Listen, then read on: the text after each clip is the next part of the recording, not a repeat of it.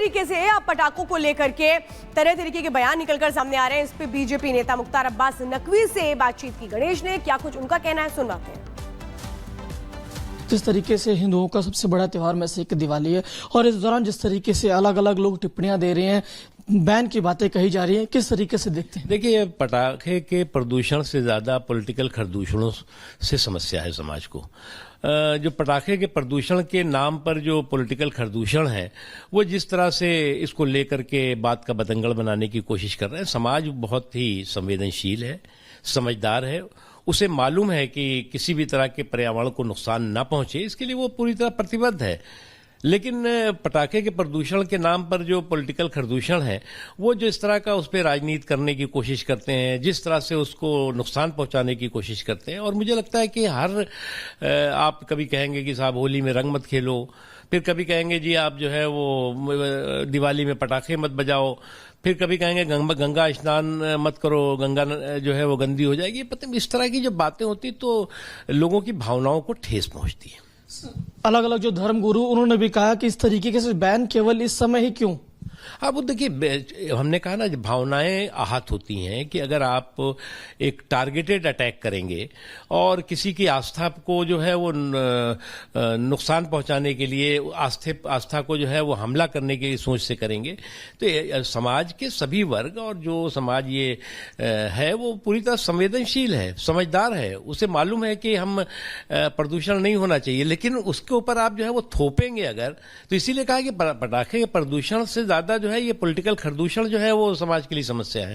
एक चीज और देखने को मिली, जो सनातन के अनुयायी हैं उनको लगातार निशाना बनाया जा रहा है, उनके ऊपर टीका टिप्पणी की जा रही है। मैंने कहा कि कुछ लोगों की आदत हो गई है कि कभी सनातन पर हमला करने लगेंगे, कभी संविधान पर हमला करने लगेंगे, कभी सामाजिक प्रतिबद्धता पर हमला करने लगेंगे। तो करने दीजिए, ये हमले वाले जो है वो खुद अपने आप चारों खाने चित होंगे। अयोध्या में जिस तरीके से इस बार भगवान राम अयोध्या में जिस तरीके से अपने जो उनका पूरी तरीके से भव्य मंदिर निर्माण के बाद दिवाली एक तरीके से मनाई जा रही है, क्या कहेंगे? देखिए, ये न केवल भारतवासी के लिए बल्कि जो भी भगवान राम का भक्त हैं, राम भक्तों के लिए बहुत ही गौरव का क्षण है, बहुत ही सम्मान का क्षण है, बहुत खुशी का क्षण है। और अयोध्या जो है जिस वक्त दीपों से पूरी तरह से जगमगा रही होगी और विशेष तौर से श्री राम जन्मभूमि पर बना हुआ राम मंदिर, तो हर व्यक्ति अपने आप को गर्वान्वित महसूस करेगा।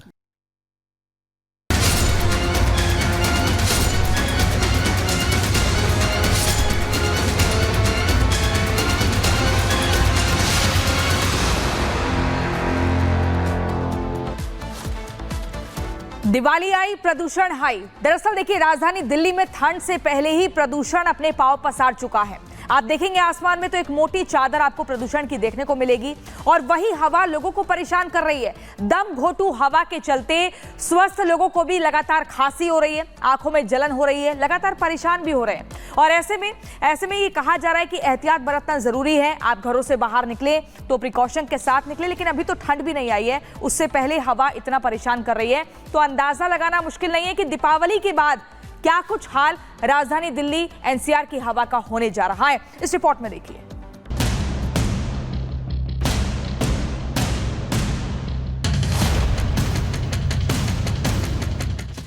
दिल्ली में सांसों पर प्रदूषण का पहरा, 300 पार पहुंचा AQI, कई इलाकों में हाल बेहाल। दिल्ली एनसीआर समेत कई बड़े शहरों में प्रदूषण दम घोट रहा है। अभी तो सिर्फ सर्दियों की आहट ही हुई है कि प्रदूषण ने अपने ग्राफ में बढ़ोतरी कर ली है। दिवाली से पहले ही राजधानी की आबोहवा खराब श्रेणी में दर्ज की जा रही है। हालांकि grab 2, red line on, engine of अभियान आदि लॉन्च करने से मंगलवार को AQI में कमी देखी गई, लेकिन सोमवार को AQI बढ़कर 400 तक जा पहुंचा था। आने वाले दिनों में वायु प्रदूषण के और बढ़ने के पूरे आसार नजर आ रहे हैं। केंद्रीय पृथ्वी विज्ञान मंत्रालय के अर्ली वार्निंग सिस्टम का पूर्वानुमान है कि बुधवार से शुक्रवार को भी वायु गुणवत्ता बहुत खराब श्रेणी में ही रहेगी। पटाखे जलाने और पराली का धुआं बढ़ने पर गुरुवार और शुक्रवार को इसके गंभीर श्रेणी में पहुंचने की संभावना है। साफ है कि दिवाली पर आतिशबाजी होने पर AQI 400 पार हो सकता है। पोल्यूशन को एक बहुत दिक्कत है दिल्ली में, खूब पोल्यूशन का इतना बुरा हाल है। बारिश हो जाए थोड़ा ना, थोड़ा अच्छा रहता है, बट इतनी दिक्कतें, सब लोग बीमार से हो रहे हैं। पोल्यूशन की कोई समस्या का हल कोई कर नहीं रहा है। घूमने सुबह सुबह वॉक पे निकले हैं, बट वही है, प्रदूषण तो हो ही रहा है, लेकिन लोगों को समस्या ही है।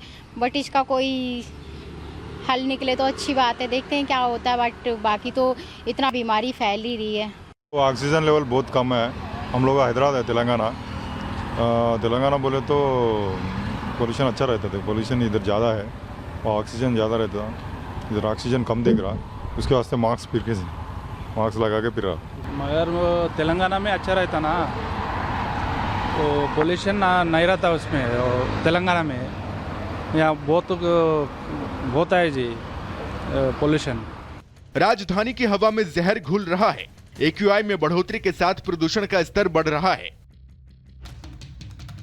ऐसे में प्रदूषण को कंट्रोल करने के लिए कई उपाय किए जा रहे हैं, लेकिन स्थिति सुधरने का नाम नहीं ले रही है। लोगों की आंखों में चुभन और गले में खराश होने लगी है। सुबह के वक्त लोगों का सांस लेना दूभर होता जा रहा है। उधर प्रदूषण के बढ़ते लेवल के साथ दिल्ली का सियासी पारा भी चढ़ रहा है। बीजेपी और आम आदमी पार्टी एक दूसरे पर हमलावर हैं। शिकायतों और जुबानी जंग का दौर जारी है और आम दिल्ली वाला प्रदूषण की मार झेलने को मजबूर है। दिल्ली में बढ़ते प्रदूषण को लेकर बड़ा सवाल यही है कि दिल्ली दिवाली की रोशनी में डूबेगी या प्रदूषण के धुंध में। Bureau report, Republic Bharat.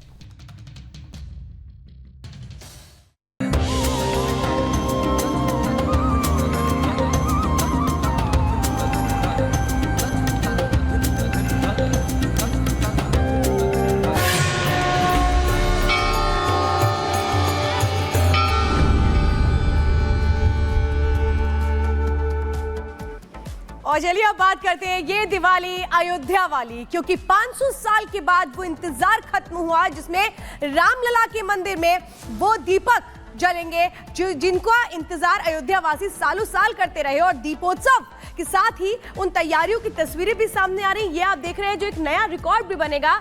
चाहे हम बात करें सरयू घाट की, राम की पैड़ी की, जहां 28 लाख दीपक एक साथ जगमगाएंगे और फिर से एक नया विश्व रिकॉर्ड बनाएंगे। और उसी तैयारियों की तस्वीरें आप देख रहे हैं कि किस तरह से दियों में इस वक्त ये बत्तियां लगाई जा रही हैं और इसके बाद इनमें तेल भरा जाएगा। और ये तैयारियां सोचिए, इसमें पूरे जितने अयोध्या वासी हैं वो सब मिलकर के अपनी भागीदारी देते हैं, जिसमें स्टूडेंट्स भी होते हैं, जिसमें अलग अलग वॉलंटियर्स भी होते हैं, क्योंकि पूरी दुनिया देखती है उस दीपोत्सव को जो अयोध्या से तस्वीरें आती हैं, जिसका इंतजार हमेशा रहता था। लेकिन इस बार चूंकि वो इंतजार खत्म हुआ, भगवान श्री राम अपने मंदिर में विराजमान हैं और सही मायनों में वो 14 सालों का जो वनवास कहा जाता है त्रेता युग में भगवान ने पूरा किया था, वो आज इस कलयुग में पूरा होता हुआ नजर आ रहा है। लंबा इंतजार था, लेकिन वो इंतजार मायने नहीं रखता जब नतीजे पक्ष में आते हैं और वो उम्मीदें और जो खुशियां हैं वो इन तस्वीरों में साफ नजर आती हैं।